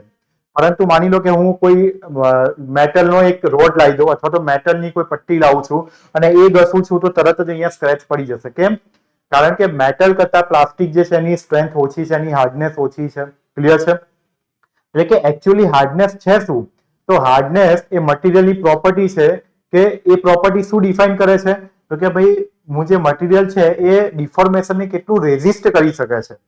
મારું મટીરિયલ ડિફોર્મેશનને કેટલું રેઝિસ્ટ કરી શકે છે એને કહેવાય હાર્ડનેસ. ક્લિયર છે. તો એ હાર્ડનેસ જે છે મટીરિયલની પ્રોપર્ટી છે કે એ ડિફાઇન કરે છે કે મટીરિયલ ડિફોર્મેશનને કેટલું રેઝિસ્ટ કરી શકશે. ક્લિયર છે. હવે કેવું ડિફોર્મેશન તો કે માની લો કે ઇન્ડેન્ટેશન હોય, સ્ક્રેચિંગ હોય, એબ્રેશન હોય વગેરે જેવા જે નોર્મલ ડિફોર્મેશન છે એને રેઝિસ્ટ કરવાની જે એબિલિટી છે એને આપણે કહીએ છીએ હાર્ડનેસ. ઓકે. અને કી પોઈન્ટ્સ કયા કયા છે? માની લો કે મારે હાર્ડનેસ ચેક કરવી હોય તો હાર્ડનેસ ટેસ્ટ કરવો હોય તો કઈ રીતે કરી શકાય તો કે હાર્ડનેસ જે છે એ અલગ અલગ ટેસ્ટ જેમ કે બ્રિનન ટેસ્ટ છે, રોકવેલ ટેસ્ટ છે, વિકર્સ ટેસ્ટ છે વગેરે જેવા ટેસ્ટના મદદથી હું હાર્ડનેસ જે છે એનું મેઝરમેન્ટ કરી શકું છું. ક્લિયર છે. Harden material resist wear and penetration better. જેટલું મટીરિયલ વધારે હાર્ડ હશે એટલું એમાં ઘસારો ઓછો પડશે અને એટલું એમાં પેનિટ્રેશન ઓછું થશે. જેમ કે માની લો કે મારી પાસે એક છરાવાળી ગન છે. ક્લિયર છે. હવે એ છરાવાળી ગન જે છે માની લો કે મેટલનો છરો છે. હવે એ મેટલના છરાવાળી જે એર ગન છે તો પ્લાસ્ટિકને ઇઝીલી પેનિટ્રેટ કરી જશે. પણ માની લો કે મેટલની સીટ હશે તો શું એમાં હોલ કરીને આરપાર પાસ થઈ શકશે તો કે ના. પ્લાસ્ટિકની સીટને તરત જ તોડીને આરપાર જતી રહેશે પણ મેટલને આરપાર જઈ શકશે નહીં કારણ કે પ્લાસ્ટિક કરતા મેટલની સીટની હાર્ડનેસ વધારે છે. ક્લિયર છે. તો કે હાર્ડનેસ શું ઇન્ડિકેટ કરે છે તો કે પેનિટ્રેશન. જેટલું મટીરિયલ વધારે હાર્ડ હશે એટલું પેનિટ્રેશન ઓછું થશે અને એટલો ઘસારો એમાં ઓછો પડશે. ક્લિયર છે. આમ જોવા જઈએ તો સ્ટ્રેન્થ જે છે એ હાર્ડનેસ સાથે કોઈ ડાયરેક્ટલી રિલેશનમાં છે નહીં. ક્લિયર છે. ડાયરેક્ટ કોઈ કોરિલેશન નથી. પરંતુ બેઝિકલી આપણે એવું કહીએ છીએ કે ભાઈ આપણે બેઝિકલી કોરિલેટ એવી રીતે કરતા હોઈએ છીએ કે જેટલી હાર્ડનેસ વધારે એટલી મટીરિયલની સ્ટ્રેન્થ વધારે હશે. એવું આપણે કોરિલેશન લાવતા હોઈએ છીએ. ક્લિયર છે. પ્રેક્ટિકલ લાઈફમાં એક્ઝામ્પલ આપવા જાઉં તો માની લો કે ડાયમંડ જે છે એ નેચરલ સૌથી હાર્ડેસ્ટ મટીરિયલ છે. કેમ એવું? કારણ કે ડાયમંડને લઈને તમે કોઈ પણ મટીરિયલ ઉપર સ્ક્રેચ કરી શકો છો. ડાયમંડ સૌથી હાર્ડેસ્ટ મટીરિયલ છે. ડાયમંડને લઈને તમે બીજા કોઈ પણ મેટલ કે કોઈ પણ વસ્તુ ઉપર તમે આમ સ્ક્રેચ કરશો તો સામેવાળા મટીરિયલમાં તરત જ તમને સ્ક્રેચ દેખાશે. ક્લિયર છે. એટલે કે નેચરનો સૌથી hardest material non hardest material છે ડાયમંડ. ચલો આ રીતે આપણે એક આન્સર લખવાનો થશે. આ પત્યો પહેલી પ્રોપર્ટી. હવે આવીએ બીજી પ્રોપર્ટી ઉપર કે ભાઈ yield strength શું હોય તો કે એની ડેફિનેશન આપણે લખવાની થાય કે yield strength is the stress at which a material begins to deform plastically. Stress strength કહો આપણે ભણેલા છે. આપણે ખબર છે કે ભાઈ yield strength શું છે તો કે yield strength એટલે કે એક એવો મેક્સિમમ સ્ટ્રેસનો પોઈન્ટ કે જ્યાં સુધી મટીરિયલ જે છે ને એ ઇલાસ્ટિકલી બિહેવ કરશે. યીલ્ડ સ્ટ્રેન્થ પછી જો વધારે સ્ટ્રેસ આપવામાં આવશે તો મટીરિયલની પ્રોપર્ટી પ્લાસ્ટિકલી બિહેવ કરવા લાગશે. ક્લિયર છે? હવે ઇલાસ્ટિસિટી એમાં ખતમ થઈ જશે. માની લો કે યીલ્ડ સ્ટ્રેન્થથી તમે આગળ હજી સ્ટ્રેસ વધારે આપો છો તો લોડ રિમૂવ કર્યા પછી પણ તમારું મટીરિયલ પ્રોપર પોતાનો શેપ પાછું રિગેન કરી શકતું નથી. ક્લિયર છે? એટલે કે એમાં તમને જે ડિફોર્મેશન જોવા મળશે એ પરમાનન્ટ ટાઈપનું ડિફોર્મેશન જોવા મળશે. કી પોઈન્ટની વાત કરીએ તો કે યીલ્ડ સ્ટ્રેન્થ જે છે એ marks the end of elastic behaviour and start of plastic flow. એટલે કે યીલ્ડ પોઈન્ટ જે છે એ તમને ઇલાસ્ટિક બિહેવિયરનો છેલ્લો પોઈન્ટ બતાવે છે. એનાથી વધારે અમાઉન્ટનો હજી તમે સ્ટ્રેસ આપશો તો હવે તમે પ્લાસ્ટિક બિહેવિયરમાં એન્ટર કરી રહ્યા છો. ઇલાસ્ટિક બિહેવિયર અહીંયાથી તમારું પૂરું થાય છે. ક્લિયર છે? Important for design material should not operate beyond yield stress. ડિઝાઇનમાં સૌથી અગત્યનો ભાગ ભજવે છે. કોઈ પણ વસ્તુની તમે ડિઝાઇન કરતા હો તો એ તમારે ધ્યાનમાં રાખવું પડે કે તમે જે મટીરિયલ યુઝ કરી રહ્યા છો એ મટીરિયલ ઉપર જે લોડિંગ લાગવાનું છે એના યીલ્ડ સ્ટ્રેસના મેક્સિમમ વેલ્યુ કરતા વધારે ન હોવું જોઈએ. ક્લિયર છે? એક્ઝામ્પલની વાત કરીએ તો કે ભાઈ માઇલ્ડ સ્ટીલની વાત કરવામાં આવે તો માઇલ્ડ સ્ટીલ જે છે એની યીલ્ડ સ્ટ્રેન્થ છે એ નિયરલી અબાઉટ 250 મેગાપાસ્કલ જેટલી છે. ક્લિયર છે? ત્રીજી પ્રોપર્ટી ઉપર આવીએ તો કે ભાઈ અલ્ટિમેટ ટેન્સાઇલ સ્ટ્રેન્થ એટલે કે યુટીએસ. હવે આ યુટીએસ આપણે સમજાવવું હોય તો 3 પોઈન્ટમાં આપણે સમજાવીશું. પહેલા તો ડેફિનેશન લખીશું. શું કહે છે યુટીએસ?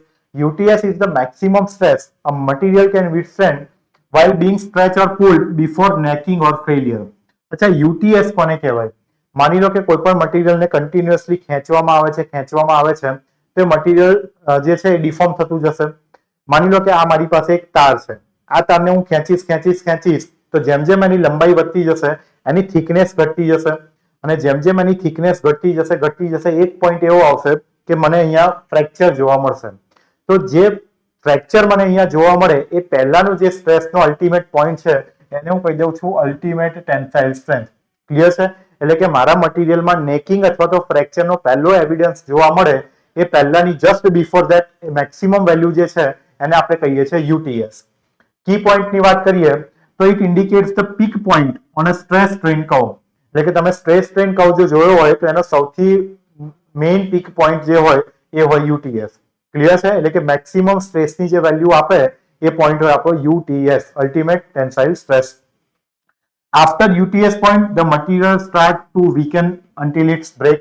યુટીએસ પોઈન્ટથી પણ બિયોન્ડ તમે સ્ટ્રેસ અપ્લાય કરશો તો હવે તમારું મટીરિયલ ધીમે ધીમે વીક થતું જશે અને એક પોઈન્ટ ઉપર આવીને તૂટી જશે એટલે કે બ્રેક થઈ જશે.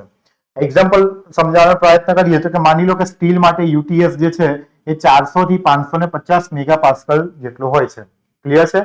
એટલે કે માની લો કે કોઈ સ્ટીલનો કમ્પોનન્ટ છે એના ઉપર તમે 550 મેગાપાસ્કલ સુધીનો સ્ટ્રેસ આપશો તે સહન કરી શકશે. એનાથી હજી વધારે આગળ જશો તો ત્યાંથી પછી તૂટી જશે. ક્લિયર? ચલો, ચોથી પ્રોપર્ટી છે ફ્રેક્ચર સ્ટ્રેન્થ. ફ્રેક્ચર સ્ટ્રેન્થ કોને કહેવાય? તો બાય ડેફિનેશન જોઈએ તો fracture strength is the actual stress at which the material breaks or fractures. એટલે કે એકચ્યુઅલી મટીરિયલમાં જ્યારે પહેલો ફ્રેક્ચર સીન થાય છે અથવા તો પહેલા ફ્રેક્ચરનું જ્યારે એવિડન્સ આપણને જોવા મળે છે એ પોઈન્ટ ઉપર જે સ્ટ્રેસ હોય એને આપણે ફ્રેક્ચર સ્ટ્રેન્થ કહેતા હોઈએ છીએ. માની લો કે કોઈ મટીરિયલ ઉપર 130 મેગાપાસ્કલ જેટલો મેં સ્ટ્રેસ આપ્યો અને ત્યારબાદ મને એમાં ફ્રેક્ચર જોવા મળ્યું અથવા તો કોઈ ક્રેક જોવા મળી તો 130 જે છે એ વેલ્યુને હું કહી દઈશ એની ફ્રેક્ચર સ્ટ્રેન્થ. ક્લિયર છે? કી પોઈન્ટની વાત કરીએ તો એ ક્યાં જોવા મળશે? તો કે યુટીએસ પછી જોવા મળશે. એટલે કે યુટીએસ અલ્ટિમેટ ટેન્સાઇલ સ્ટ્રેન્થથી તમે આગળ વધો છો ત્યારબાદ તમને આ ફ્રેક્ચર સ્ટ્રેન્થ વાળો પોઈન્ટ જોવા મળશે. Once the material has undergone necking, એકવાર નેકિંગ આવવાનું એમાં સ્ટાર્ટ થઈ જશે ત્યારબાદ તમને ફ્રેક્ચર જોવા મળશે. માની લો કે આ મારી પાસે તાર છે, તારને ખેંચું તો શું થાય? એની લંબાઈ વધતી જાય પરંતુ કોઈ જગ્યાએ એની થિકનેસ ઘટતી જશે. ક્લિયર છે? હવે જે જગ્યાએ થિકનેસ ઘટતી જાય છે એને હું કહું છું નેકિંગ. તો નેકિંગ સ્ટાર્ટ થયા પછી એક પોઈન્ટ એવો આવશે કે નેકિંગ જે છે એટલે કે મટીરિયલ ખૂબ ઓછું થઈ ગયું હશે, ખૂબ વીક થઈ ગયું હશે, ત્યારબાદ મને ત્યાં આગળ જઈને ફ્રેક્ચર જોવા મળશે. Can be lower then UTS due to localized reduction in area. Clear છે? એટલે કે એક વખત એમાં નેકિંગ થઈ ગયા પછી એની સ્ટ્રેસની વેલ્યુ યુટીએસ કરતા પણ ઓછી જોવા મળી શકે છે કારણ કે ત્યાં આગળ લોકલાઇઝ રિડક્શન થઈ ગયું હશે એરિયાનું. કંઈક કન્ડિશન આવી થઈ ગઈ હશે. નેકિંગ વખતે કંઈક કન્ડિશન આવી થઈ ગઈ હોય છે. એકદમ અહીંયા એરિયા ઓછો થઈ ગયો હોય છે. એટલે કે યુટીએસ કરતા ઓછા સ્ટ્રેસમાં પણ અહીંયાથી ફ્રેક્ચર જોવા મળી શકે. Clear? Difference from UTS. UTS કરતા કઈ રીતે અલગ હોઈ શકે? તો કે UTS is the maximum stress but the fracture strength is the stress at break. હવે યુટીએસ શું છે તો કે મેક્સિમમ વેલ્યુ છે કે જ્યાં આગળ તમને અલ્ટિમેટ ટેન્સાઇલ સ્ટ્રેન્થ જોવા મળે છે. જ્યારે આ ફ્રેક્ચર સ્ટ્રેન્થ શું છે તો જે પોઈન્ટ ઉપર આપણને ફ્રેક્ચરનું એવિડન્સ મળે છે એ પોઈન્ટ ઉપર અથવા તો સ્ટ્રેસની એ વેલ્યુને આપણે ફ્રેક્ચર સ્ટ્રેન્થ કહેતા હોઈએ છીએ. અને ઘણી વખત યુટીએસ કરતા ઓછી પણ હોઈ શકે છે. એનું કારણ છે localize reduction in area, necking. Clear છે? ચલો, ક્રીપ સ્ટ્રેન્થ કોને કહેવાય? ડેફિનેશન જોવા જઈએ તો creep strength is the resistance of a material two slow time dependent deformation under the constant stress and temperature, especially over a long period. માની લો કે આ પેન છે અથવા તો આ કોઈ એક મટીરિયલ છે. આ મટીરિયલ ઉપર 100 મેગાપાસ્કલ નો હું લોડ કન્ટિન્યુઅસલી આપ્યા જ કરું છું 1 દિવસ, 10 દિવસ, 2 મહિના, 7 મહિના, 15 મહિના, 35 મહિના, 10 વર્ષ, 15 વર્ષ, તો એક પોઈન્ટ એવો આવશે કે ભાઈ હવે એની ધીરજ ફૂટી ગઈ. ભલે એની સ્ટ્રેન્થ 110 મેગાપાસ્કલ કરતા ખૂબ વધારે છે, પરંતુ continuous over a long period of time હું બહુ જ લાંબા સમય સુધી સતત એની ઉપર સ્ટ્રેસ આપ્યા કરું છું તો એના કારણે જઈને એનું ફેલિયર થઈ શકે છે. ક્લિયર છે? તો એને કહેવાય ક્રીપ સ્ટ્રેન્થ. ક્લિયર છે? એ કઈ રીતે ફાઇન્ડ કરી શકીએ તો કે કી પોઈન્ટમાં આપણે વાત કરીશું કે માની લો કે 10,000 કલાક સુધી સ્ટ્રેસ આપ્યા પછી જો એમાં 1% ડિફોર્મેશન એટલે કે 1% મને સ્ટ્રેન જોવા મળે તો સ્ટ્રેસની એ વેલ્યુને હું ક્રીપ સ્ટ્રેન્થ કહી દઈશ. ફોર એક્ઝામ્પલ સમજાવવાનો પ્રયત્ન કરું તો માની લો કે 110 મેગાપાસ્કલ જેટલો મેં આની ઉપર લોડ આપ્યો હતો. ક્લિયર છે? હવે 110 મેગાપાસ્કલ જેટલા લોડના 10,000 કલાક સુધી આપું છું હું, તો એના કારણે જો મારા મટીરિયલમાં 1% સ્ટ્રેન એટલે કે 1% ડિફોર્મેશન જોવા મળી જાય છે તો 110 જે છે એને હું કહી દઈશ ક્રીપ સ્ટ્રેન્થ. ક્લિયર છે? Critical for high temperature application like turbine and boilers. એક્ઝામ્પલની વાત કરીએ તો super alloys in jet engines are design with a high creep strength. હવે જે જેટ એન્જિન્સમાં વપરાય છે સુપર એલોયસ એ હાઈ ક્રીપ સ્ટ્રેન્થ વાળા હોવા જોઈએ. કેમ? કારણ કે ભાઈ ત્યાં તો હાઈ ટેમ્પરેચર અને પ્રેશર વાળી કન્ડિશન હશે અને over a long period of time અને રિપીટેડ કન્ડિશન હશે, તો ત્યાં આગળ જે અલોયસ યુઝ થાય છે એ કેવા હોવા જોઈએ તો કે હાઈ ક્રીપ સ્ટ્રેન્થ જેવા હોવા જોઈએ. કારણ કે પછી એવું ના થાય કે ભાઈ અમુક સમય સુધી હાઈ પ્રેશર અને ટેમ્પરેચર વાળી કન્ડિશન આવી તરત ફેલ થઈ ગયા. ક્લિયર છે? એવું ન થાય એટલા માટે હાઈ ક્રીપ સ્ટ્રેન્થ વાળું આપણે મટીરિયલ યુઝ કરતા હોઈએ છે. 6 નંબરની પ્રોપર્ટી છે ફટીગ સ્ટ્રેન્થ. ફટીગ સ્ટ્રેન્થ કોને કહેવાય તો કે આપણને ખબર છે કે ભાઈ આપણે કોઈ ક્લાસમાં ભણી પણ ગયા છે કે ભાઈ fatigue strength is the maximum stress a material can withstand over a specific number of cycle without failure under repeated fluctuation of loading. માની લો કે મારી પાસે કોઈ લોખંડનો તાર હોય, એ લોખંડના તારને હું ઇઝીલી તોડવા જાઉં તો નહીં તૂટે, પરંતુ એ લોખંડના તારને હું સતત આ રીતે વાળતો જઈશ તો 5 થી 6 વખત આવી રીતે કન્ટિન્યુઅસલી એને વાળ્યા પછી એ તાર ત્યાંથી તૂટી જશે. કેમ એવું? કારણ કે અહીંયા અહીંયા જે છે મારું જે લોડ લાગી ગયો છે એની વેલ્યુ જે છે એ રિપીટ થઈ રહી છે. થોડીક વાર માટે પ્લસમાં વેલ્યુ છે, નેગેટિવ વેલ્યુ પ્લસમાં, નેગેટિવ બહારની સરફેસ ઉપર ટેન્સાઇલ, નીચે લાવીશ તો કમ્પ્રેસિવ, આમ કરીશ તો ટેન્સાઇલ, આ રીતે કરીશ તો કમ્પ્રેસિવ. એટલે કે સ્ટ્રેસની વેલ્યુ અને સ્ટ્રેસનો નેચર સતત બદલાઈ રહ્યો છે અને એને આપણે કહીએ છીએ ફટીગ લોડિંગ. અને ફટીગ લોડિંગના અંડરમાં તમારો જે ઓબ્જેક્ટ છે એની સ્ટ્રેન્થ કરતા જલ્દી બ્રેક થઈ જાય છે. ક્લિયર છે? એટલે આપણે ફટીગ સ્ટ્રેન્થ પણ ફાઇન્ડ કરવી પડે. કી પોઈન્ટ શું છે તો કે fatigue failure occurs below yield strength after many cycles.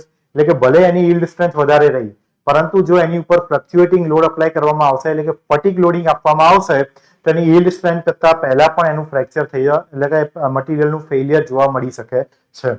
Important for rotating parts, bridges and airplane wings. હવે આ ક્યાં ઇમ્પોર્ટન્ટ છે? માની લો કે કોઈ રોટેટ કરતા હોય પાર્ટ, મેં તમને કીધું કે ભાઈ તારને હું આ રીતે બેન્ડ કરું તો ઉપરની સરફેસ ઉપર ટેન્સાઇલ નેચરના આવશે સ્ટ્રેસીસ, અંદરની સરફેસ ઉપર કમ્પ્રેસિવ આવશે. એ જ તારને હું ઓપોઝિટ ડાયરેક્શનમાં બેન્ડ કરું તો કે હવે જ્યાં ટેન્સાઇલ નેચરના લોડ લાગતા હતા ત્યાં કમ્પ્રેસિવ થઈ ગયા અને જ્યાં કમ્પ્રેસિવ હતા ત્યાં ટેન્સાઇલ થઈ ગયા. તો લોડનું નેચર સતત બદલાયા કરે છે. તો એવી જે પણ જગ્યા હોય કે જ્યાં લોડનો નેચર બદલાયા કરતો હોય, સતત લોડિંગ ચેન્જ થયા કરતું હોય, રિપીટેડ લોડિંગ લાગતું હોય, એ દરેક જગ્યા ઉપર ફટીગ સ્ટ્રેન્થ ફાઇન્ડ કરવી ઇમ્પોર્ટન્ટ પેરામીટર છે. કઈ રીતે તમે એનો ટેસ્ટ કરી શકો તો કે એસએન કર્વ દ્વારા તમે ફટીગ સ્ટ્રેન્થ ચેક કરી શકો છો. આ એસએન કર્વ શું છે તો કે stress versus number of cycles નો કર્વ છે. ક્લિયર છે? તો એસએન કર્વ દ્વારા તમે ફટીગ સ્ટ્રેન્થ જે છે એને ફાઇન્ડ કરી શકો છો. 7મી પ્રોપર્ટી છે ઇમ્પેક્ટ ટફનેસ. શું કહે છે definition? Impact toughness is the ability of material to absorb energy during sudden or shock loading without fracturing. માની લો કે અત્યારે મારી પાસે રિમોટ છે, હું આને ધીમે ધીમે ધીમે ધીમે ધીમે લોડ અપ્લાય કરીશ તો ઘણો બધો લોડ સહન કરી લેશે, પણ હું અચાનક જ એના ઉપર લોડ આપી દઈશ તો બની શકે ઓછા લોડમાં પણ એ તૂટી જાય, કારણ કે સડન એના ઉપર જે હુમલો થયો છે હુમલો સડન થયો છે. ક્લિયર છે? સડન નેચરના લોડ એની ઉપર લાગ્યા છે, અનએક્સપેક્ટેડલી લોડ લાગી ગયા છે. ક્લિયર છે?